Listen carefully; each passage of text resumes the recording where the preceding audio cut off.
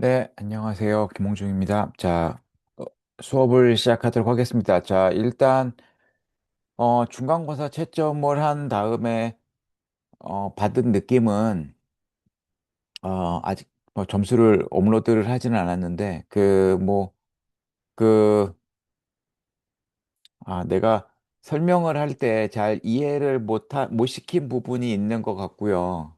그래서 어떤 학생들은 조금, 아직 방향을 어떻게 공부해야 되는지 못 잡은 것 같기도 한데, 자, 다른 학부 수업 시간 때도 똑같이 얘기하는 거지만, 혹시라도 수업 시간에 이해가 안 가는 부분이 있으면, 혼자서 봐야지 그렇게 뭐 고민하지 말고 그냥 이메일을 보내주거나 그러면 좋을 것 같아요. 그래서 나는 어떤 부분이 이해가 잘 안 간다.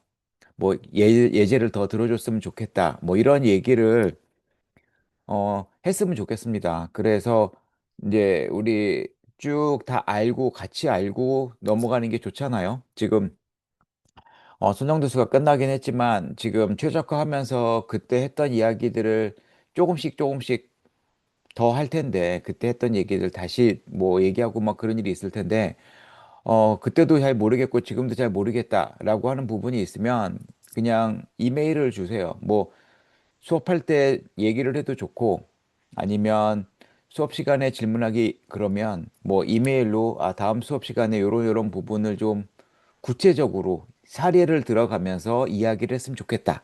뭐 이런 이야기를 해주면 좋을 것 같습니다. 지금 그렇지 않으면 혼자만 막 힘들 수 있단 말이에요.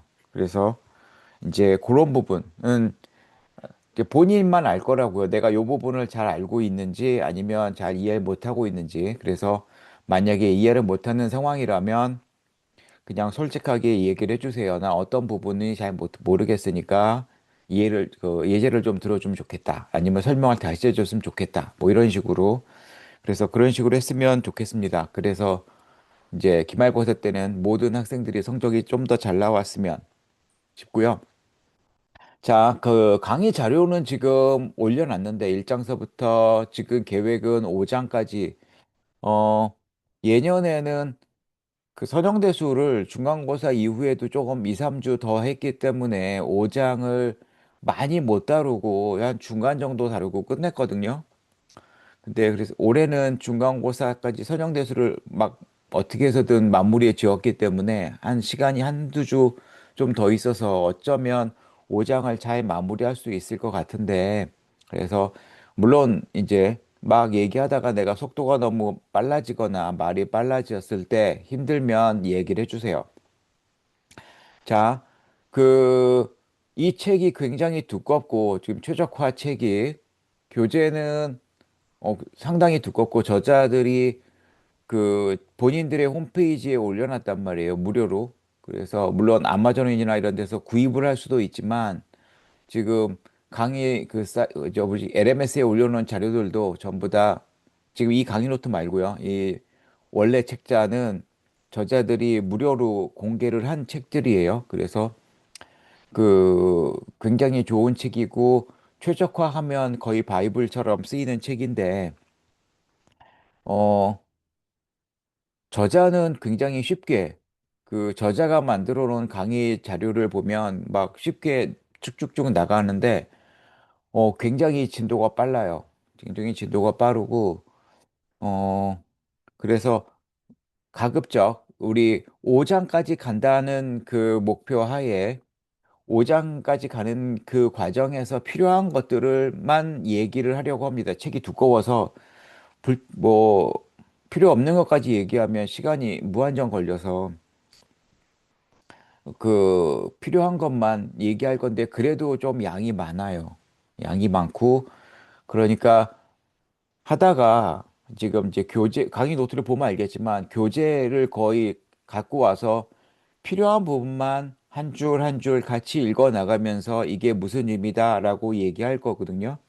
그러니까 서정대수처럼 만약에 혹시 이해가 안 되는 부분이 있으면 그때그때 이야기를 해주세요. 아니면 적어도 이메일로 알려주세요. 자, 1장에서는 말 그대로 인트로덕션이에요. 우리가 이제 이 책의 2장과 3장에서는 여러 가지의 용어들을 정의를 할 거예요. 아, 요 단어는 뭐를 의미하는 거고, 뭐 그런 것들을 얘기할 거고, 이제 그런 개념들이 조금씩 조금씩 커지고, 이제 4장과 5장에서는 조금 구체적으로, 아, 최적화 문제는 이런 형태면 이런 식으로 우리 할 수 있다. 최적화를 만족하는 어떤 해를 찾을 수 있다. 뭐 이런 것들.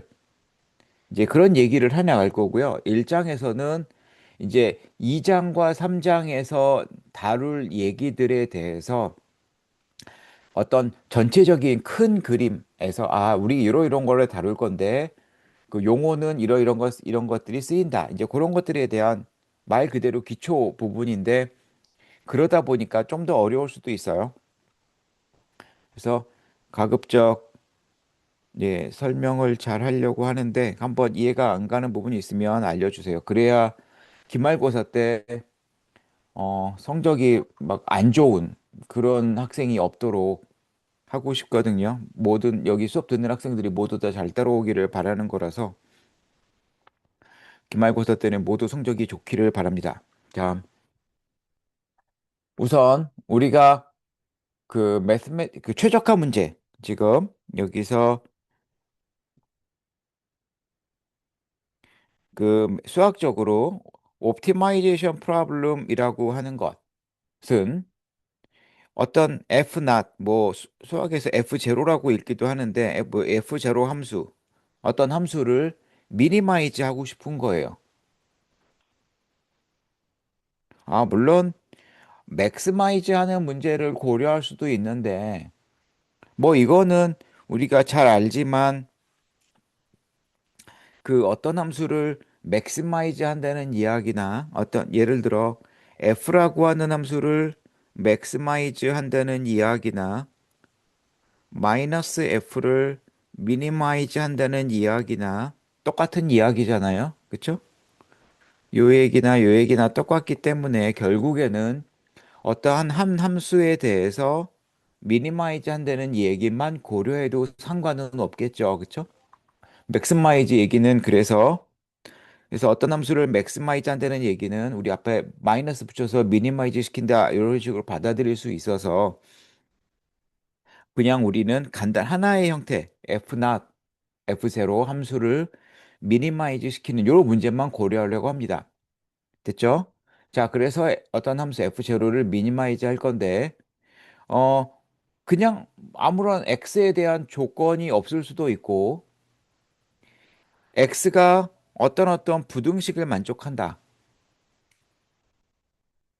이런 조건이 붙어 있을 수도 있어요. 그래서 뭐 constraint라고 얘기하는 그래서 일반적으로는 이런 형태 어떤 x가 뭐 f1서부터 fm이라고 하는 함수를 고려했을 때 그 값이 뭐 b1서부터 각각 bm까지보다 작거나 같다를 만족하고 F0를 미니마이즈 시켜주는 그러한 문제를 우리가 옵티마이제이션 문제라고 생각할 수 있겠죠. 물론 여기 이 F1서부터 FM의 경우에도 BI보다 뭐 크거나 같다. 뭐 이런 거를 얘기할 때 마이너스 붙이면 작거나 같다 형태로 바꿀 수 있으니까 뭐 이런 식으로 다 작거나 같다로 쓰는 게 일반적이죠.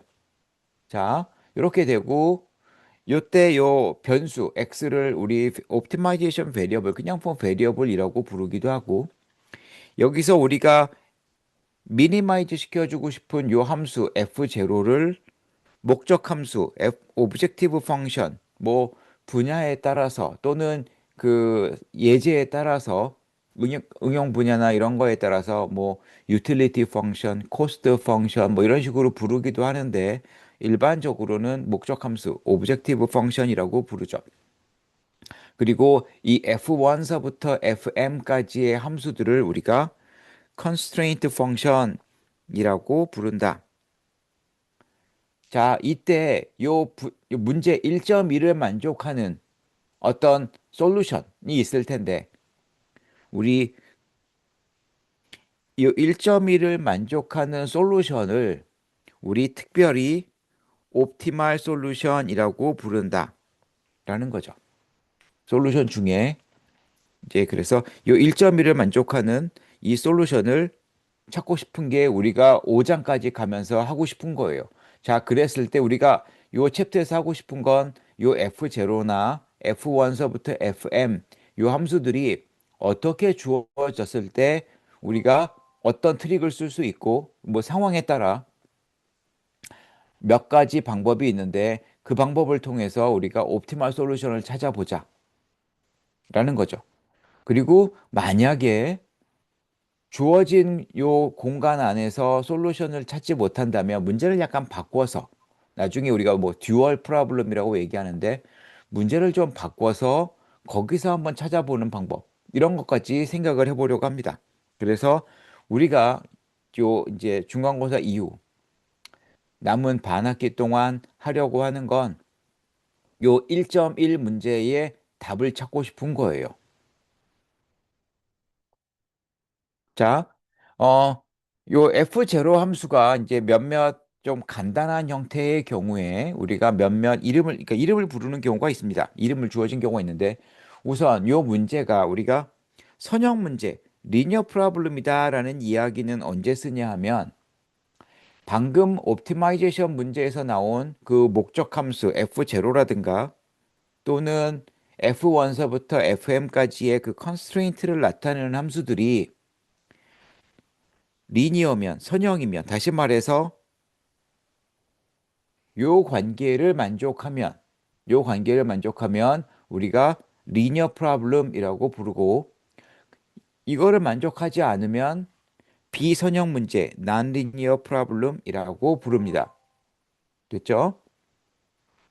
자, 우리가 뭐 요 선형 문제는 계속 선형대수 시간에 했기 때문에 요 지금 1.2를 만족하는 F 문제에 등장하는 그 유틸리티 함수나 또는 목적 그 컨스트레인트들이 전부 다 선형인 경우에 우리가 문제가 선형 문제다라고 얘기를 한다라는 거고 이때 알파 베타는 그냥 임의의 실수예요. 임의의 실수에 대해서 우리가 이런 관계가 1.2와 같은 식이 만족이 되면 우리가 선형이라고 리니어하다라고 얘기했는데 그래서 이런 식을 만족하면 선형 문제라고 얘기한다. 그 다음에 만약에 알파 베타가 0과 1 사이의 실수일 때, 0과 1 사이의 실수일 때 1.3의 부등식을 만족하는 지금 그런 상황이 되면 우리 이런 문제는 컨벡스 옵티마이제이션 문제라고 불러요. 지금 요 FI가 1.3을 만족한다는 이야기는 뭐죠? 알파 베타가 0과 1이라는 이야기는 지금 요 x하고 y에서의 함수값이 이렇게 있는데 지금 알파 x 더하기 베타 y는 알파와 베타가 0과 1 사이라면 x와 y의 사이에 있는 어떤 점일 거고요. 요게 알파 x 플러스 베타 y겠죠. 그렇죠?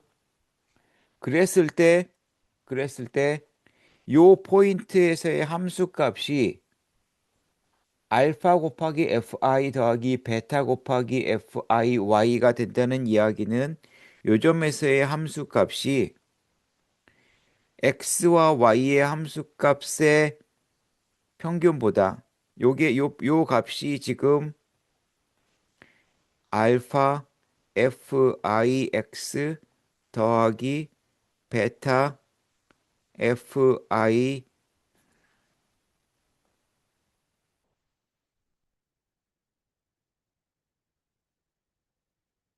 요점이 알파 fix 더하기 베타 fiy가 지금 요 값이 되는 거고 그 색깔을 다르게 할게요. 요 파란색 점이 지금 양 끝점에서의 평균이 되는 거고 알파 x 더하기 베타 y는 요 지금 도메인 상에서의 평균이 되는 건데 이 도메인 상의 그 포인트에서의 함수값 뭐 빨간색으로 표시한다면 그 값이 파란색보다 작거나 같아. 그 아래쪽에 있다를 만족하는 게 1.3의 의미고 지금 그 이야기는 함수의 그래프가 항상 어떤 모양이어야 되냐 하면 이런 모양일 때 우리가 컨벡스하다라고 얘기하는 거고 이 문제에서 주어진 F0서부터 Fi들이 지금 모두 다 이런 식으로 컨벡스 형태로 주어지면 우리 문제를 컨벡스 옵티마이제이션 프로블럼이라고 부르자라는 거예요. 됐죠? 그래서 뭐 요거는 이제 요 정의는 그 2장에서 다시 이야기를 할 겁니다. 지금 앞에서 1장에서는 지금 앞으로 나올 이야기들, 2장서부터 끝까지 나올 이야기들을 한번 쭉 소개하고 있는 거라서 이 오늘 1장에서 하는 얘기들은 2장에서 다시 할 거예요. 자, 그래서 아, 지금 1.2와 같이 리니어한 함수들이 모두 리니어하면 리니어 프로블럼. 그다음에 1.3처럼 함수들이 모두 컨벡스한 형태로 주어지면 컨벡스 옵티마이제이션 프로블럼 이렇게 부르자라는 거고 우리 이 책 제목이 컨벡스 옵티마이제이션이란 말이에요. 그래서 책 제목에서 이야기하는 것처럼 우리가 하고 싶은 건 뭐냐면 1.3과 같은 형태의 문제를 다룰 거예요. 우리는. 이런 문제가 주어지면 어떤 식으로 접근하면 옵티멀한 솔루션, 제일 좋은 솔루션이 얻어질 거다라는 거죠.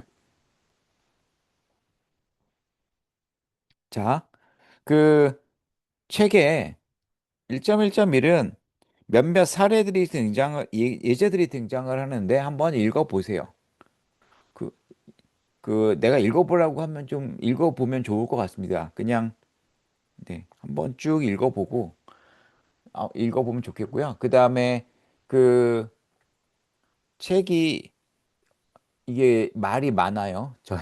이 책에 말이 많아서 그 나는 수업 시간에 각각의 지금 요 글들이 무엇을 의미하고 이게 우리는 어떤 식으로 받아들이면 된다. 요 부분을 중점적으로 얘기할 거고 그다음에 이제 예제를 중심으로 책에 예제가 굉장히 많은데 중간중간 계산 스텝이 건너뛴 게 많아요. 꼭 그 루딘의 해석학 책 보면 막 그 얘기를 짧게 이야기하고 넘어가고 한 게 많은데 이 책도 그런 식이거든요.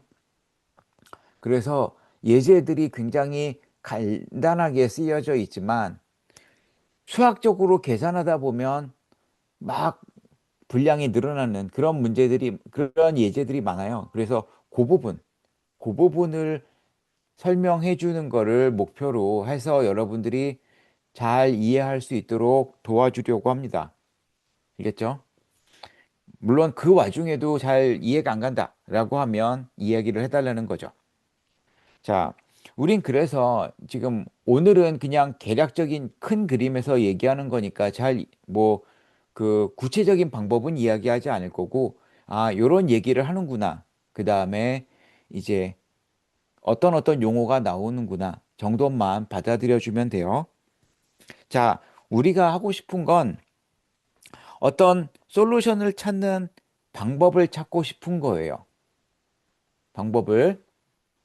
근데 요 밑에도 나와 있지만 이게 문제에 따라서 지금 보면 주어진 문제에 따라서 그러니까 오브젝티브나 컨스트레인트 펑션의 문제에 따라서 굉장히 많이 달라집니다. 그래서 어떤 최적화 문제라고 하면 너무 양이 방대해요. 그리고 예제에 따라서 일부 변수들이 제로가 되는 경우가 있어요. 그런 경우를 우리가 이제 그 일부 변수들이 없어져 갖고 코에피션트가 제로가 돼서 변수가 사라지는 경우. 그래서 변수가 몇 개 안 남아 있는 경우 우리가 문제가 스팔스하다라고 이야기를 하는데 그러면 그 코에피션트가 도대체 어느 정도나 제로가 되느냐에 따라서 다시 말해서 우리가 스파르시티라고 하는 이 스파르스한 정도에 따라서 문제에 접근하는 방식이 너무나 다양하게 달라져요. 그래서 우리는 그 중에 일부 형태에 대해서만 문제를 풀 겁니다. 그다음에 어, 우리 2차 방정식의 해를 구할 때 뭐 인수분해를 통해서 할 수도 있고 근해 공식을 통해서 할 수도 있고 하잖아요. 어, 이 인수분해는 될 때도 있고 안 될 때도 있는데 근해 공식은 항상 되죠. 그렇죠? 근데 그래서 근해 공식 2차 방정식만 나오면 우리 근해 공식에 집어넣으면 일단 되기는 해요. 해가 항상 나온단 말이에요. 코에피션트가 뭐든지. 그래서 항상 되는 제너럴한 방법이 있는데 최적화에는 그런 건 없어요. 항상 통하는 방법은 없고 문제 유형에 따라서 너무나 다양하게 나오는데 우리가 여러분들이 그런 것들을 조금 그런 유형을 많이 알면 도움이 된다. 나는 그 정도까지만 얘기를 할 수 있을 것 같습니다. 물론 최적화라고 해서 답을 무조건 모르는 건 아니고 우리가 선형대수 시간에 배웠던 리스트 스퀘어 프로블럼 우리 리스트 스퀘어 프로블럼이 뭐였죠? 우리가 AX는 B를 풀어야 되는데 다시 말해서 Rn에서 Rm으로 가는 요 매트릭스 A가 주어졌을 때 A라는 매핑이 주어졌을 때 X를 B로 보내는 이러한 X를 찾고 싶은 게 AX는 B의 문제를 푸는 건데 이거를 풀려면 A의 칼럼 스페이스 안에 이렇게 B가 들어가 있으면 해가 존재할 텐데 문제는 B가 요 바깥에 있으면 안 된다고 해가 없다고 얘기를 했고요. 그래서 B가 칼럼 스페이스 바깥에 있으면 B-AX는 절대로 제로가 될 수 없으니까 리스트 스퀘어스는 뭐냐 하면 자, 우리 요 값, 요거의 크기를 미니마이즈 시켜주고 싶은 거죠. 요거를 미니마이즈 시켜주는 그러한 x를 찾아보자 라는 거고 여기서 몇 가지 얘기를 했어요. 일단 첫 번째 이 노음 하나만 들어가면 그러니까 노음만 들어가면 문제가 뭐냐 하면 요 노음은 그러니까 절대값 x처럼 미분이 불가능한 포인트가 있을 수 있어서 그런 부분을 없애기 위해서 우리가 제곱을 한다. 그렇죠? 그래서 여기 squares라는 표현이 들어갔어요. 그렇죠? 그 다음에 얘가 뜻하는 게 뭐라 그랬냐 하면 얘가 우리가 찾고 싶은 x는 요거를 만족하는 x는 어떤 x라고 그랬죠? 어떤 x냐면 b로 가는 솔루션은 없고 그런 x는 도메인상에 존재하지 않고 칼럼 스페이스에서 b에 가장 가까운 벡터 요거를 뭐 비스타라고 하면 요 비스타로 가는 그 솔루션을 찾아보자라고 얘기를 했어요. 그쵸? 그래서 요 지금 요 솔루션을 요 문제를 가장 작게 해주는 솔루션을 우리가 리스트 스퀘어 솔루션이라고 얘기를 하고 이거를 하는 방법은 몇 가지 방법이 있죠. 이거를 직접 풀 수도 있고 이거를 직접 푼다는 이야기는 AX는 B를 푸는 게 아니라 요거의 노멀 이퀘이션을 푸는 방법이 있고 또 한 가지 방법은 방금 얘기했지만 B에 대해서 AX는 B를 만족하는 X는 없지만 B에 가장 가까운 B 스타 가장 가깝다는 얘기는 이게 오소고널 프로젝션이라는 이야기고 요 오소고널 프로젝션 B 스타에 매핑이 되는 X를 찾아보자 라고 했을 때 요 1번, 2번, 3번 통해서 나오는 솔루션은 동일하다라는 것이 서정대수 시간에 배운 거고, 여기서 나온 솔루션을 우리가 제일 좋은 솔루션, 옵티멀 솔루션이라고 부르는 거죠. 그렇죠? 그래서 이러한 리스트 스퀘어 프로블럼의 경우에는 어떤 이펙티브한 방법이 이미 알려져 있어요. 그래서 우리가 쉽게 문제를 풀 수 있죠. 쉽게 푼다는 이야기는 여러분들이 직접 하드 코딩을 해도 되고 아니면 여러 가지 뉴메리컬 패키지를 가지고 문제를 풀 수 있다. 예를 들어 파이썬에서 넘파이나 사이파이 같은 것들을 갖고 와서 문제를 풀 수 있다. 또는 심파이 가지고 풀 수도 있다. 이런 얘기죠. 아니면 여러분들이 C나 C++ 갖고 프로그래밍을 한다면 뭐 라펙이나 또는 GSL 같은 라이브러리를 가지고 문제를 해결할 수도 있겠죠. 여하간 이런 식으로 일부 문제에 대해서는 그 굉장히 좋은 방법들이 이미 알려져 있고 우리가 그런 것들에 대해서는 뭐 이론 전개가 확실히 되어 있는데 대부분의 옵티마이제이션 문제, 여러분들이 실제 이제 응용 분야에서 접하게 되는 많은 문제들은 그렇지가 않다. 그래서 그런 경우에는 문제를 잘 보고 옵티멀 솔루션이 존재하는지 또는 그거에 뭐 존재한다면 어떻게 찾아야 되는지를 고민해 봐야 될 거고 그렇지 않다면 어떤 것이 가장 내가 찾을 수 있는 어프록시메 솔루션이다. 이런 것들을 이제 공부해야 되겠죠. 그래서 우린 그런 것들을 찾고 싶은 거예요. 그래서 방금 얘기한 대로 리스트 스퀘어 프로블럼의 경우에는 저자가 지금 여기 밑에 테크놀로지라고 이야기를 했는데 이미 많은 방법이 알려져 있어요. 그래서 그 뭐 여러분들이 잘 아는 좋아하는 파이썬 같은 경우에는 이제 그 뉴메리컬한 솔루션을 찾고 싶으면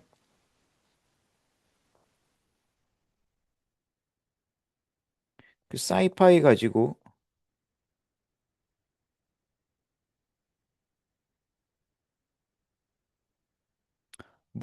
해를 찾을 수가 있고 이제 이그젝트한 솔루션을 가끔 찾을 수가 있는데 요거는 요 심파이를 가지고 리스트 스퀘어 프로블럼을 계산을 해주면 답이 잘 튀어나온단 말이에요. 만약에 여러분들이 나는 C나 C++를 가지고 코딩을 해야 되겠다. 이때는 이그젝트 솔루션은 안 나오고 누메릭하는 솔루션만 나오는데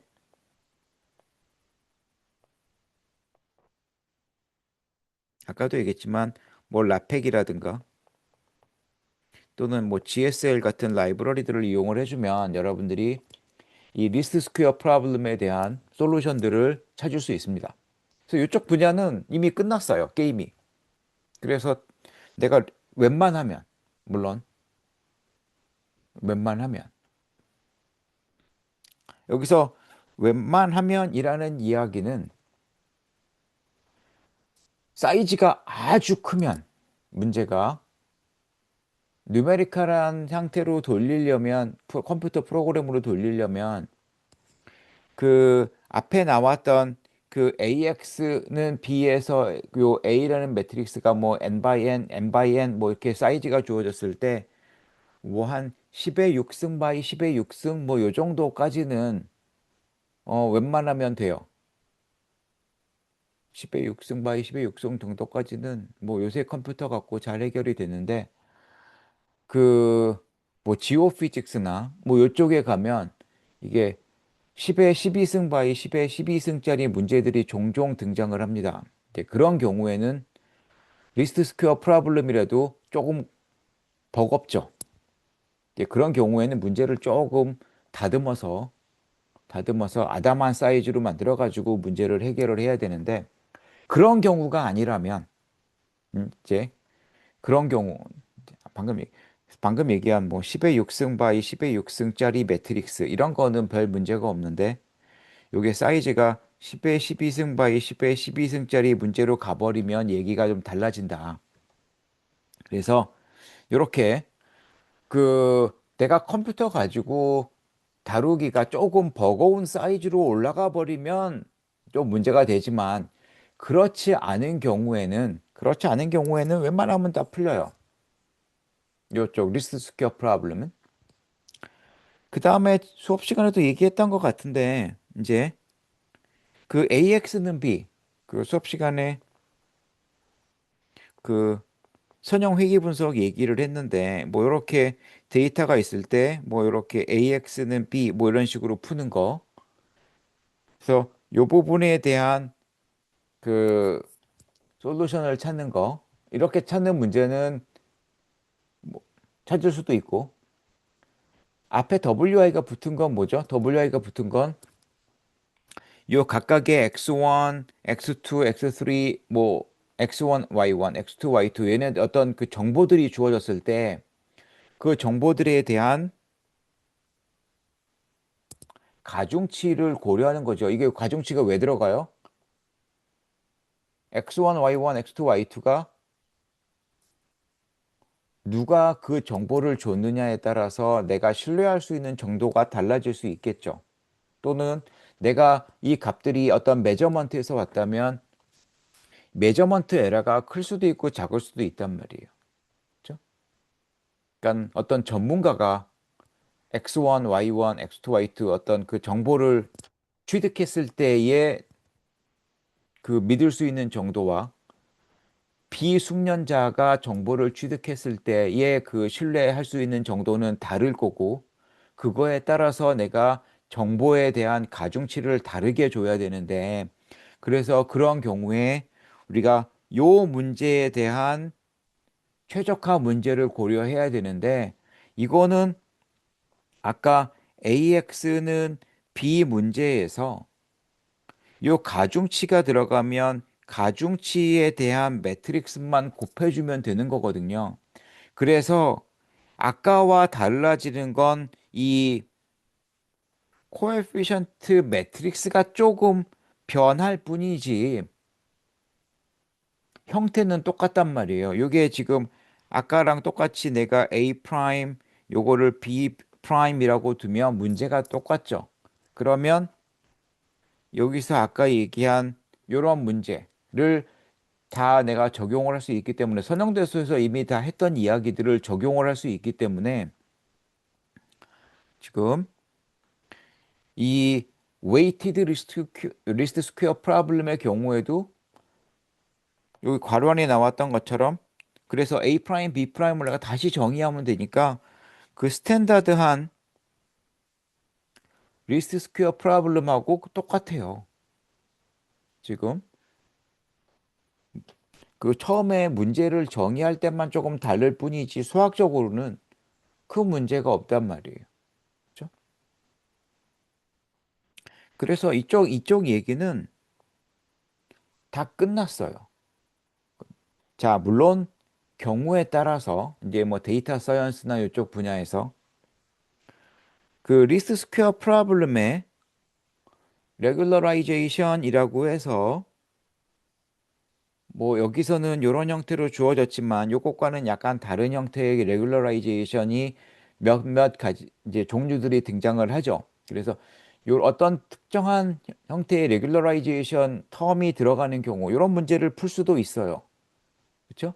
자, 그러면 이런 문제를 왜 풀죠? 왜 푸냐 하면 내가 지금 하고 싶은 건 원래 요 앞에 있는 것들, 요 앞에 있는 텀을 미니마이즈 시켜주고 싶은데 두 번째 텀이 들어가면 요 합을 최소화 시켜주려면 요 두 번째 텀 때문에 xi들이 무조건 무한정 커질 수는 없겠죠. 그러니까 앞에 텀이 제로가 되더라도 요거를 만족하는 x들이 막 값이 굉장히 큰 경우에는 두 번째 텀의 값을 키울 수 있기 때문에 우리가 요 두 번째 텀을 집어넣으면 얻는 효과는 뭐냐면 아, 내가 앞에 텀을 미니마이즈 하는데 x들의 크기를 너무 크지 않게 지금 요 x 값들의 크기가 너무 크지 않게 내가 조절을 하고 싶은 거죠. 그래서 여러분들이 신경망 또는 뭐 딥러닝이나 기계학습에서 뭐 L1 regularization, L2 regularization 또는 얘네들의 혼합형 뭐 이런 것들 여러 가지 것들이 등장을 하는데 결국에는 얘네들이 하는 건 뭐냐 하면 어떠한 의미에서 수학적으로 얘기하면 어떠한 놈, 어떠한 어떤 놈이 주어졌을 때 그 놈 하에서 주어진 벡터의 크기가 너무 크지 않은 상태에서 이 목적 함수를 최소화시켜주고 싶을 때 우리가 레귤러라이제이션을 고려를 합니다. 그렇죠? 그래서 이 xi들이 적당한 사이즈를 유지하면서 목적 함수를 작게 만드는 그러한 솔루션을 찾고 싶을 때 우리가 이런 형태의 regularized least square problem을 고려하는데 이런 것들도 별 문제는 안 돼요. 사실은 뒤에 것도 그 A 매트릭스를 조금만 바꿔주면 되는 거거든요. 그래서 이쪽 얘기는 거의 게임이 끝났어요. 그래서 최적화 문제에서 내가 리스트 스퀘어 프로블럼이던가 또는 그 웨이티드 리스트 스퀘어 프로블럼 또는 지금과 같이 레귤러라이즈드 리스트 스퀘어 프로블럼이 등장을 하면 이 스탠다드한 리스트 스퀘어 프로블럼 선형대수 시간에 배웠던 그런 형태로 쉽게 바꿀 수가 있기 때문에 게임이 끝나죠. 그러니까 답이 빨리 나오죠. 여러분들이 그래서 이런 형태의 문제들은 매트릭스가 진짜 크지 않은 이상 또는 여기 그러니까 다시 말해서 이 K가 무지 크지 않은 이상은 잘 해결이 됩니다. 웬만하면 또는 경우에 따라서 목적 함수가 이런 식으로 주어진 경우를 우리가 이제 그리고 요 컨스트레인트가 이런 식으로 주어진 경우 이런 경우를 우리가 리니어 프로그래밍이라고 부르고 앞으로 뒤쪽에 가서 이 얘기를 다시 할 거예요. 다시 할 거예요. 그래서 이런 형태의 문제의 경우에도 문제가 거의 끝났어요. 그래서 사실 여러분들이 그 이산수학을 들었는지 모르겠는데 이산수학을 가면 거의 한 학기 동안 이런 문제에 대해서 요런 어떻게 하면 문제를 풀 수 있다. 요 C나 A, B 얘네들의 값이 어떻게 됐느냐에 따라서 우리가 문제를 이렇게 풀면 잘 풀리더라 라는 거 얘기를 이산수학 시간에 얘기를 합니다. 물론 왜 그 방법을 쓰면 해로 가는지를 이야기하지는 않을 거예요. 아마 학부 때는. 그렇죠? 우리는 이제 그 얘기를 잠깐 다룰 거고요. 약간. 근데 여하간 요 리니어 프로그래밍의 경우에도 거의 게임이 끝났어요. 그래서 이런 형태의 문제가 주어지면 아까 얘기한 여러 가지 패키지들에 집어넣으면 답이 그냥 딱 튀어나와요. 그래서, 음, 아, 거의 끝났는데, 물론 이 리니어 프로그램 문제의 경우에 한 가지 방법으로 문제를 풀지는 않아요. 이 아까도 얘기했지만 요 AI 요 앞에 나와 있는 요 C라고 하는 코에피션트 또는 요 A나 B 값에 따라서 부호라든가 요 값들에 따라서 접근하는 방식이 조금 달라집니다. 그래서 다양한 방식이 있지만 어 이론적으로 상당히 많은 부분이 해결이 됐어요. 여기서는. 그래서 어떤 한 가지 방법으로 해결을 할 수는 없지만 적어도 요런 형태에는 요런 문제, 요런 형태에는 요런 문제 적용하면 된다. 그리고 대충 요 문제는 시간이 어느 정도 걸리면 해결이 된다. 요 정도까지는 나왔어요. 그래서 이제 이산수학 시간에 배우는 그러한 스킴들, 이제 몇몇 대표적인 것들이 있잖아요. 이제 그런 것들이 이미 개발이 많이 됐고, 그 다음에 내가 계산이 어느 정도 시간이 되면 답이 튀어나온다라는 것도 내가 이미 어느 정도는 알고 있어요. 그래서 아까도 얘기했지만 굉장히 사이즈가 큰 문제가 아닌 이상, 그래서 밑에 나오지만 아주 큰 문제가 아닌 이상, 아주 큰 문제가 아닌 이상은 거의 해결이 됐어요. 거의 해결이 됐다는 이야기를 저자는 앞으로 뭐라고 얘기할 거냐면 Mature Technology라고 이야기를 할 거예요. 그래서 앞으로 이제 우리가 테크놀로지라는 표현이 몇 번 등장을 할 건데, 요 문제는 테크놀로지입니다. 요 문제는 테크놀로지가 아닙니다라고 저자가 얘기할 거예요. 그래서 테크놀로지다라는 이야기는 뭐냐면 이미 그 이론 정립이 상당 부분 어느 정도 머티어한 상태에 이르는 거예요. 다 굉장히 많은 이론적인 그 개발이 이루어졌고, 여러분들은 필요하다면 그냥 몇몇 패키지를 가져다가 쓰기만 하면 해당 문제의 솔루션을, 옵티멀한 솔루션을 찾을 수 있다라는 거죠.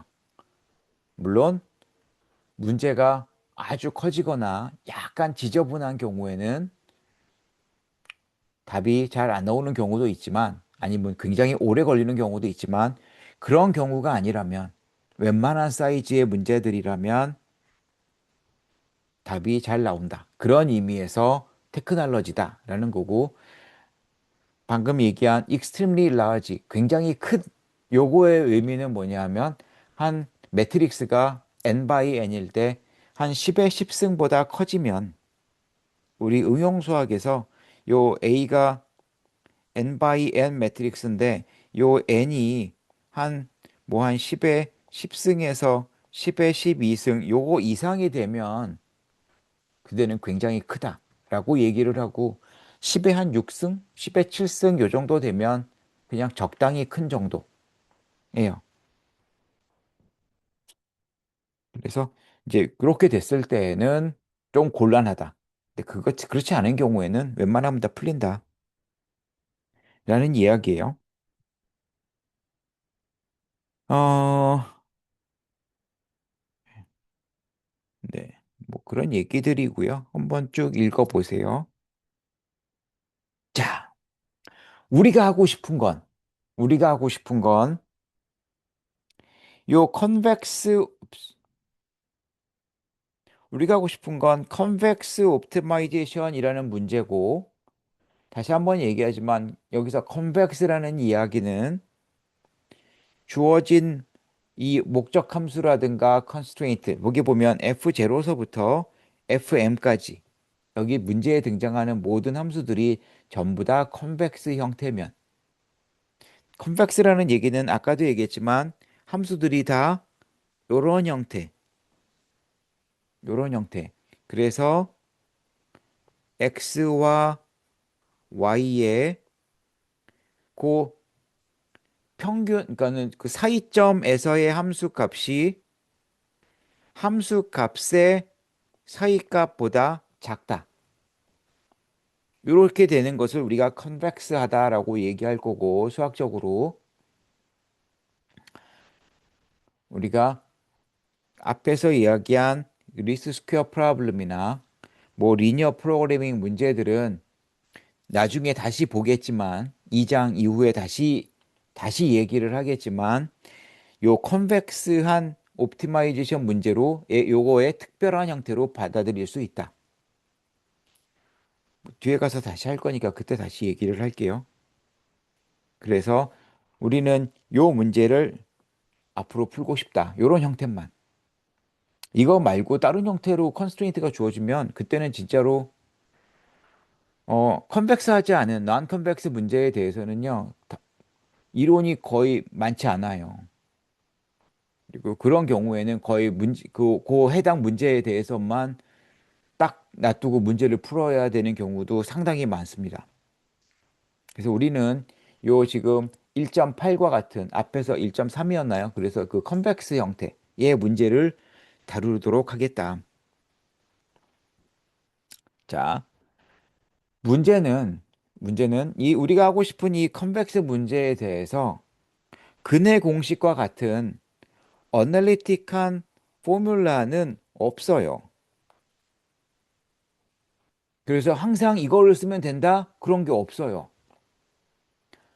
하지만 이제 우리가 보면 알겠지만, 컨벡스 문제 중에서도 상당히 많은 문제들은 좀 내가 요런 형태구나라고 어떤 카테고리를 정의할 수 있는데, 이제 그 문제에 따라서 우리가 어떤 트릭들이 존재한다라는 거죠. 우리가 그래서 그런 것들 이제 그래서 아주 작은 아주 간단한 형태 여러분들이 아주 간단한 형태는 사실 미적분학 시간이나 공업수학 시간에 그 라그랑지 멀티플라이어 갖고 푸는 것도 사실은 굉장히 어려운 문제고 미적분학 시간에 했던 얘기는 뭐냐 하면 그 미적분학 시간에 뭐를 했냐면 아까 같은 컨벡스한 문제가 주어졌을 때 최소점을 찾고 싶으면 어떻게 찾았죠? 미분에서 접선이 이렇게 기울기가 제로온 포인트를 찾으면 됐고, 그렇죠?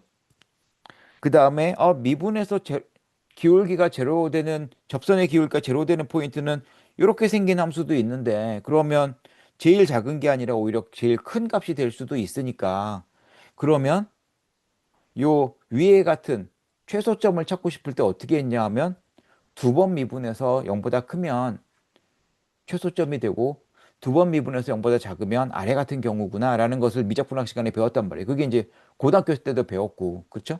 그래서 그런 거를 가지고 함수의 최대 최소를 공부를 했잖아요. 고등학교 때부터.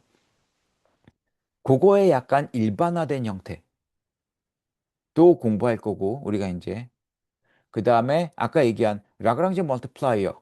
라그랑지 멀티플라이어가 결국에는 어떤 해당 어떤 스페이스에서 문제를 풀려고 하는데 잘 안 풀리니까 얘를 다른 공간으로 보내버리잖아요.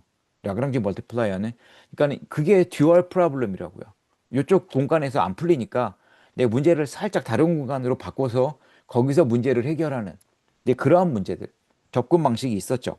그래서 이제 그런 것들, 그러면 그런 것들을 조금 일반화시키면 어떻게 될 거냐. 미적분학 시간에는 간단하게 1차원에서 했는데 요것들을 조금 차원을 좀 높이면 어떻게 될 거냐. 이제 그런 것들에 대해서 우리는 앞으로 하겠다라는 거죠. 그래서 여기 보면 요지는 뭐냐 하면 근해 공식과 같은 한 번에 모든 게 다 풀리는 그러한 일반적인 방법은 없는데 상황에 따라 문제가 조금 특수한 경우면 그러한 문제들을 해결할 수 있는 방법들이 존재하기는 한다. 그래서 우리가 그러한 유형들을 하나씩 하나씩 배워 나갈 거고 이제 그런 것들을 한번 해보겠다라는 거죠. 이번 남은 두 달 동안 그런 것들을 하겠다라는 거예요. 어, 뭐 인테리어 포인트 메소드는 나중에 가서 얘기할 거기 때문에 오늘은 그냥 넘어갈게요.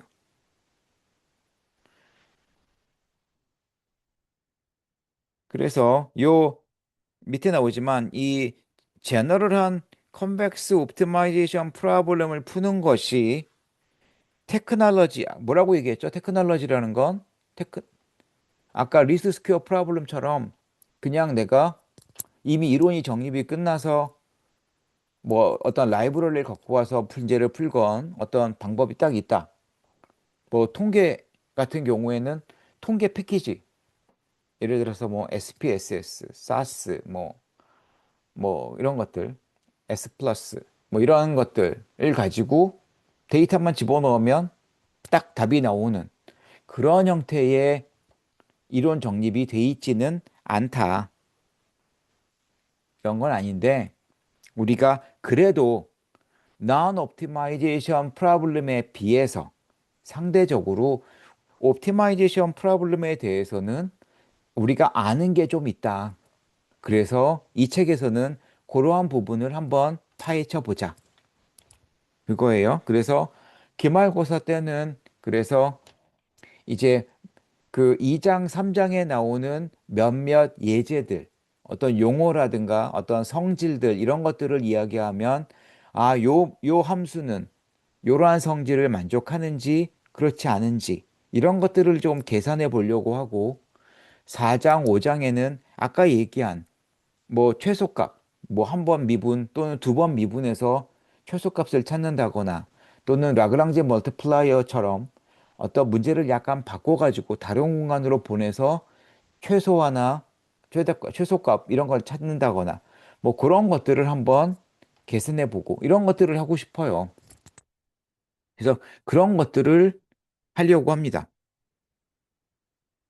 그래서 우리는 앞으로 요 옵티마이제이션 중에서도 컨벡스 형태의 옵티마이제이션을 주로 다룰 거다라는 거예요.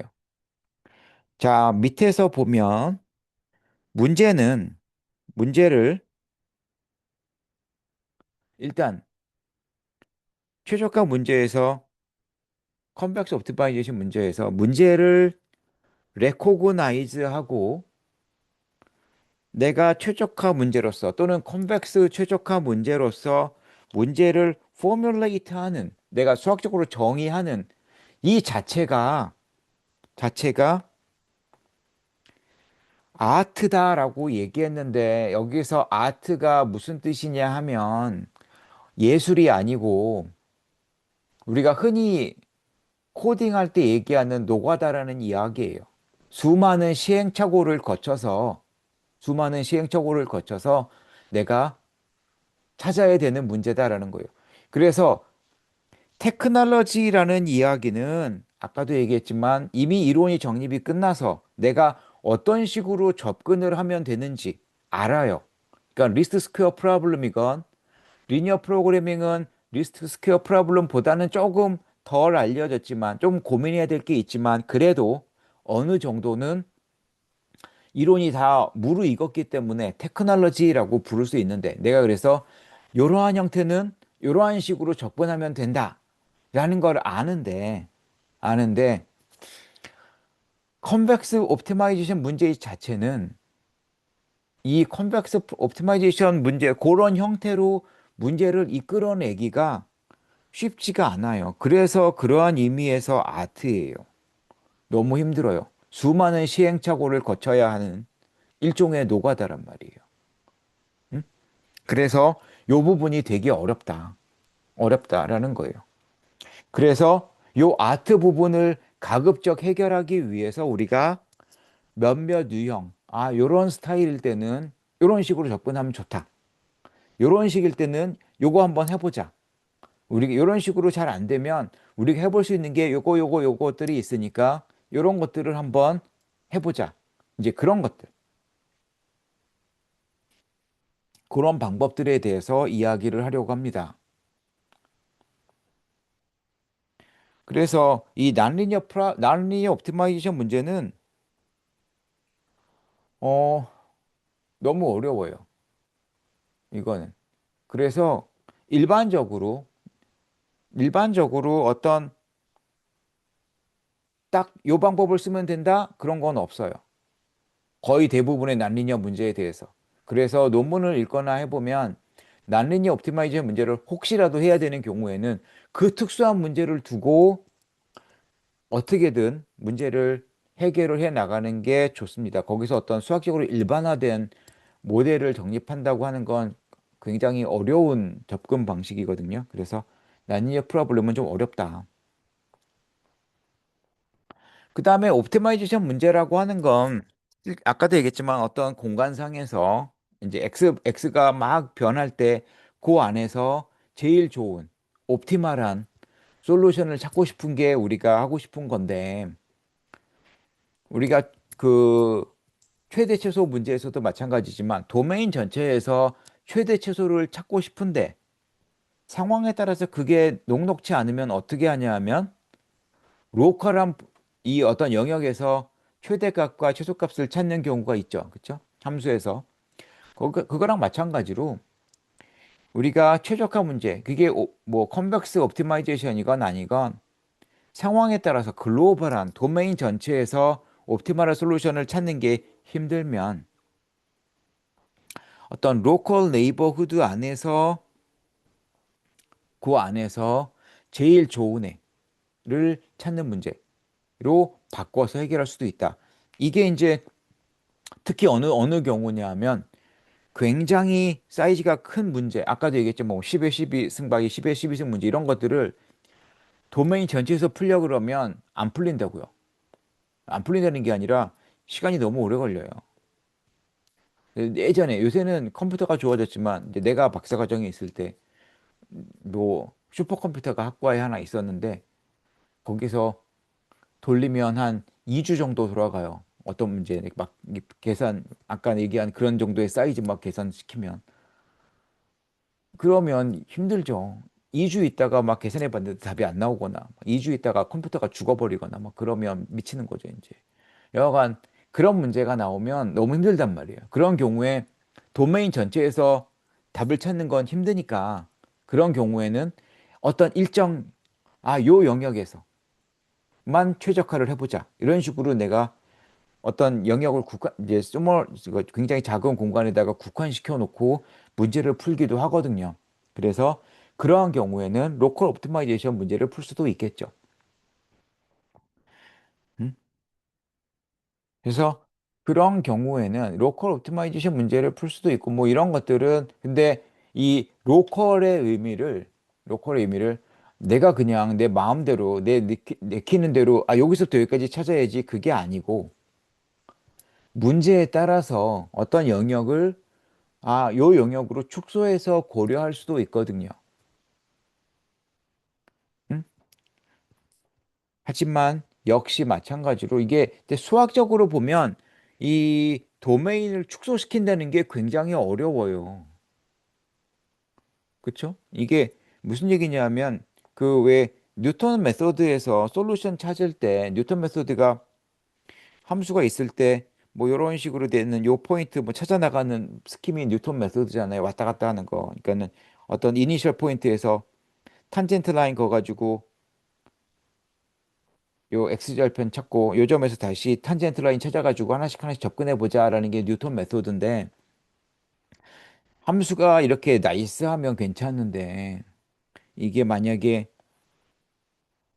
뭐 로그 함수처럼 이렇게 돼 있는데 내가 뭐 로컬 옵티마이제이션 그래가지고 여기서부터 여기까지만 찾아야지라고 생각을 했는데 어떤 한 포인트에서 탄젠트 라인을 그어 봤더니 이게 만약에 쭉 가가지고 접선이 요 라인을 벗어나거나 그러니까 도메인을 벗어나거나 해버리면 문제가 상당히 지저분해지죠. 수학적으로.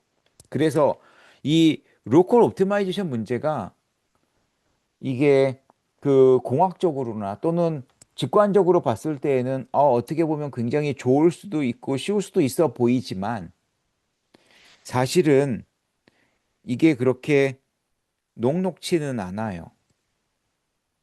좀 어려워지거든요. 수학적으로는. 수학적으로는 도메인이 큰 게 좋죠. 그렇죠? 그래서 로컬 옵티마이제이션 문제를 다뤄야 할 때도 있는데 상황에 따라 이게 굉장히 어려운 부분이다. 쉽지 않다. 왜냐하면 컨스트레인트가 더 늘어나는 거거든요. 어떻게 보면. 이거는 뒤에 가서 다시 얘기를 하도록 하겠습니다. 그래서 이 난리니어 문제를 푼다거나 로컬 옵티마이제이션 문제를 푸는 게 그렇게 쉽지는 않다. 우리가 하고 싶은 건 글로벌 옵티마이제이션이죠, 당연히. 우리가 하고 싶은 건. 하지만 도메인이 커지면 또 그만큼 문제가 뭐냐면 답이 어디서 발생할지 모르기 때문에 계산 시간이나 계산 이 리소스가 굉장히 많이 필요한 거죠. 그래서 이런 것들이 장단점이 있기 때문에 조금씩 사람들이 어 문제를 조금씩 바꾸기도 하고 경우에 따라서 여러 가지 것들을 고민을 합니다. 그래서 다시 한번 얘기했지만 넌 컨벡스 문제, 컨벡스가 아닌 문제를 다뤄야 되는 경우가 있는데 우리 뒤에 가서 보겠지만 컨벡스가 아닌데 경우에 따라서 내가 얘를 잘 바꾸면 컨벡스 문제로 바꾸는 경우도 바꿀 수 있는 경우도 있어요. 또는 또는 어 넌 컨벡스 문제인데 이거를 내가 조금 다른 어프록시메이트 한 솔루션으로 문제로 바꿔가지고 문제를 풀 수도 있습니다. 항상 되는 것도 아니고 어프록시메이트 문제라고 했을 때 반드시 좋은 거는 아니에요. 그렇죠? 문제가 비슷하다고 해서 답도 가깝다라고 증명할 수 있는 경우는 우리가 well posed 문제라고 얘기하고 문제가 비슷한데 답이 무지 많이 다를 수 있다라는 경우가 수학적으로 우리가 그런 것들을 ill posed 문제라고 이야기를 하죠. 많은 인버스 프로블럼들이 일포즈드인 경우가 굉장히 많아요. 그렇죠? 그러니까 일포즈드라는 게 뭐, 그러니까는 인버스 프로블럼이 뭐죠? 내가 어떤 관찰값들이 있고 솔루션의 관찰값들을 가지고 문제 자체를 내가 디라이브 하는 경우. 응? 이제 그런 경우. 예를 들면 내가 석유 시차하는 데서 구멍을 뚫어가지고 석유가 막 뿜어져 나오는 것들을 보고 안반 안에 이 석유들이 어떤 식으로 지금 서로 인터액션 하고 있구나. 얘네들의 관계, 방정식, 이런 것들을 찾아 나가는 문제. 이게 인버스 프로블럼이죠. 그런 경우가 굉장히 어렵고 일포스드인 경우가 많아요. 응? 그러니까 일포스 다시 얘기하지만 AX는 B를 푸는 경우랑 A 프라임 X는 B 프라임을 푸는 경우랑 A와 A 프라임이 비슷하고 B와 B 프라임이 비슷하면 X와 X 프라임도 비슷하겠죠. 그렇죠? 그런 경우를 우리가 well posed 문제라고 얘기하고 ill posed는 뭐냐 하면 fx는 0 문제를 푸는 것과 f 스타 x는 0을 푸는데 f와 f 스타가 만약에 어떤 노음 하에서 굉장히 오차가 작다라고 했을 때 요 x와 솔루션 x 스타가 역시 비슷하냐? 근데 그렇지 않을 수도 있단 말이에요. 그러니까 F와 F 스타의 노음이 이게 스몰인데 이것이 X와 X 스타의 노음이 스몰을 의미하지 않는 경우를 일포즈드 문제다라고 이 얘기를 하는데 일포즈 문제라고 하는데 그런 경우가 발생할 수도 있거든요. 그러니까 여기서처럼 리니어 프로블럼, 굉장히 심플한 리니어 프로블럼에서는 거의 대부분 웰 포즈드 문제인데, 물론 여기서도 A가 뭐냐에 따라서 조금 달라지긴 해요. 실제로는. 근데 많은 경우, 우리가 흔히 접하는 대부분의 경우는 웰 포즈드 쪽인데, 그, 여러분들이 실제로 다뤄야 되는 공학 문제라든가 금융 문제라든가 이쪽에서는 일포스드 문제도 많단 말이에요. 그래서 내가 풀고자 하는 문제가 non-convex이기 때문에 얘를 approximate 문제로 치환해서 문제를 풀었을 때 솔루션도 조금 바뀌겠지, 솔루션이 크게 안 바뀌겠지라고 생각하면 큰 착각일 수 있다라는 거죠. 그래서 그런 경우에는 좀 조심해야 된다. 일포스드의 경우에는. 그래서 일포스트의 경우에는 뭐 이니셜 컨디션이 살짝 바뀌거나 뭐 요 B나 B 프라임 이런 것들이 살짝 바뀌거나 코에피션트가 살짝 바뀌는 경우에 솔루션이 많이 바뀔 수 있다. 그래서 그런 것들이 좀 달라진다라는 얘기를 하고 있고 우리가 이제 그런 것들 때문에 뒤쪽에 가면 이런 경우에는 되고 이런 경우에는 안 되고 뭐 이런 것들에 대해서 얘기를 할 거예요.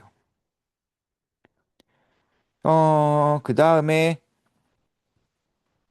내가 어떤 접근 방식이 있는데, 솔루션을 찾아가는 방식이 있는데, 요 문제에서는 답이 절대로 잘 안 나오고, 문제를 뭐, 릴렉세이션이라고 얘기하는데,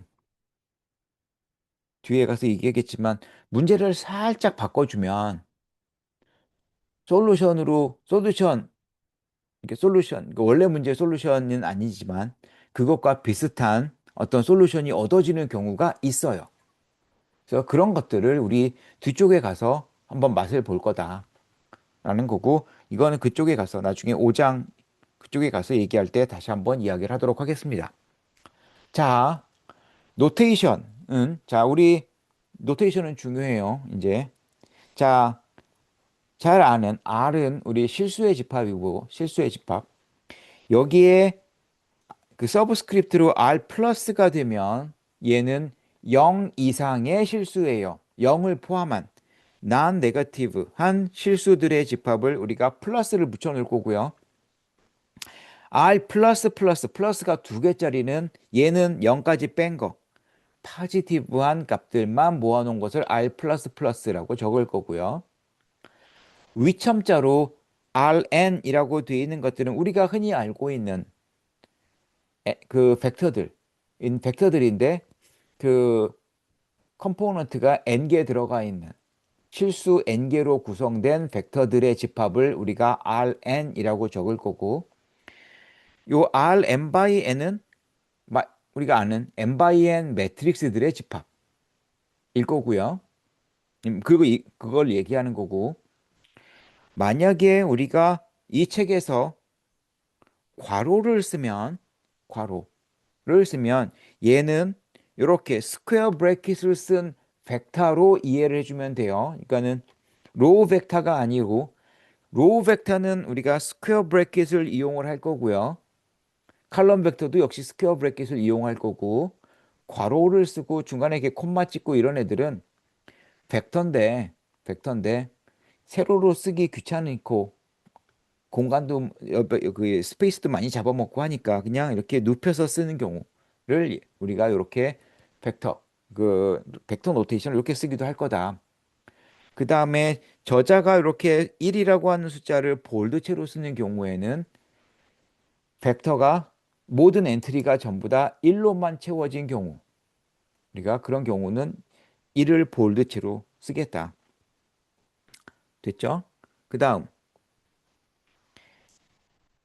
SK라고 만약에 요 노테이션이 나오면 얘는 시메트릭이면서 K by K 매트릭스를 다 모아놓은 것을 SK라고 얘기할 거고요.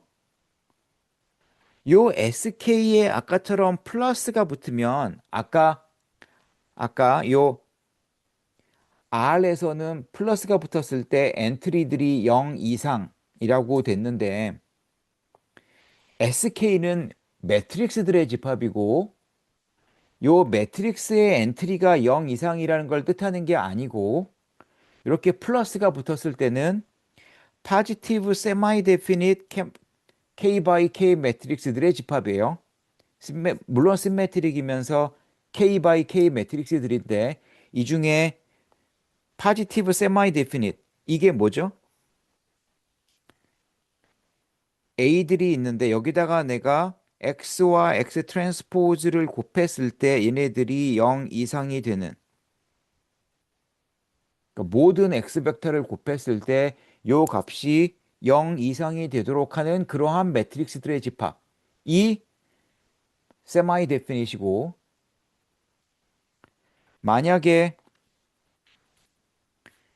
플러스가 두 개짜리가 붙으면 얘는 positive definite.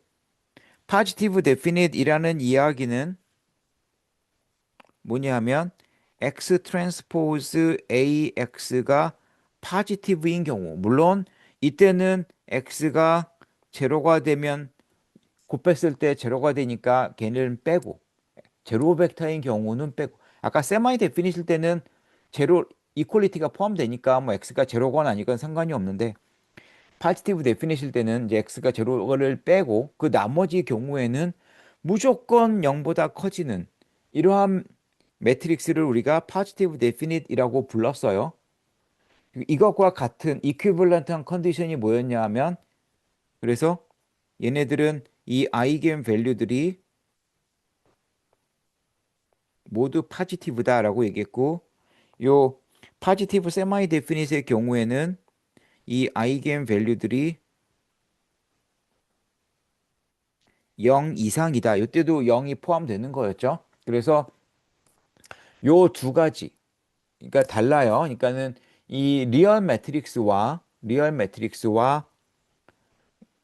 그러니까 그 R 뭐 여기서 밑에 아래 첨자로 R 플러스 R 더블 플러스 이런 게 붙은 거와 지금 S에 붙은 거는 의미가 달라요. 그러니까는 S to the K 얘는 K by K 시메트릭 매트릭스들이고 그 중에서 파지티브 세마이 데피닛의 경우에는 아래 첨자 플러스를 붙이고 파지티브 데피닛의 경우에는 플러스를 두 개 붙이겠다라는 거예요. 됐죠? 자, 그 다음에 이제 노테이션이 또 하나가 나오는데, 사실 이 부분은 다음 장에 다시 나와서, 어, 이 부분은 2장에서 다시 이야기를 하도록 하겠습니다. 그러니까 지금 얘기하면 오히려 헷갈릴 수도 있고, 요 부분까지만, 요 위에 세 줄까지만 여기서 이야기를 하고, 2장으로 넘어가도록 할게요. 자, 그래서 지금 이 1장에서 여러분들이 오늘 기억을 해줘야 될 건, 컨벡스 옵티마이제이션. 우리가 할 거는 그거다. 그러니까, 우선 맨 처음에 옵티마이제이션 문제가 뭐다. 어떤 그 목적 함수, 오브젝티브 펑션이 주어졌고, F0라는 게, 그 다음에 F1서부터 Fm까지의 컨스트레인트가 주어졌을 때 어떤 목적 함수를 최소화시켜주고 싶다. 이게 우리가 하고 싶은 거고, 그거를 다 하기는 너무 어렵고, 우리는 그 컨벡스 옵티마이제이션, F 함수가 컨벡스 형태로 주어졌을 때 그 함수의 솔루션을 찾아보자. 그리고 그 함수의 솔루션을 뭐라고 부른다고요? 옵티말하다. 옵티말 솔루션. 그거를 우리가 X 스타라고 표시를 했고, 우리가 5장까지 가는 요 여정에서 찾고 싶은 건 요 X 스타를 찾고 싶은 거예요. 컨벡스 옵티마이제이션 프로블럼이 주어졌을 때 이걸 찾고 싶은 게 우리가 하고 싶은 거예요. 됐죠? 자, 그래서 그런 것들이 있고, 어, 그 아트라는 말과 테크놀로지, 우리가 바라기는 다 테크놀로지이면 좋겠는데, 아직도 많은 부분이 아트로 남아있는 경우가 많다. 아트로 남아있다는 얘기는 여러분들이 그 문제가 주어지면 이 문제를 나이스한 폼으로 바꿔줘야 되고 거기서 솔루션을 찾아야 되는데 이 모든 과정이 되게 어렵다. 어렵다는 얘기는 수많은 시행착오를 통해서 여러분들이 문제를 바꿔야만 하고 그때그때마다 이 접근 방식이 달라질 수밖에 없다.